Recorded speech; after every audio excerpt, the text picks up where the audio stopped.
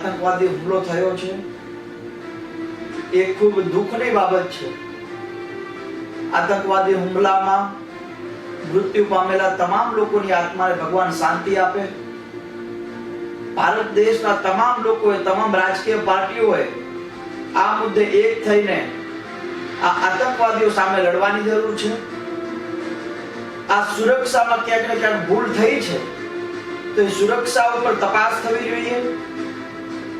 CRPF અને SRP જેવી મજબૂત પોલીસ ટીમ વચ્ચે ચાલતી બસ જ્યારે અલગ પડતી હોય તો એ શંકા ઉપજાવે છે, પણ આ મુદ્દે તમામ લોકો એકજૂટ થઈને આતંકવાદીઓ સામે લડવું પડશે અને આપણે સૌ સાથે મળીને આ લડાઈમાં વિજય થઈએ।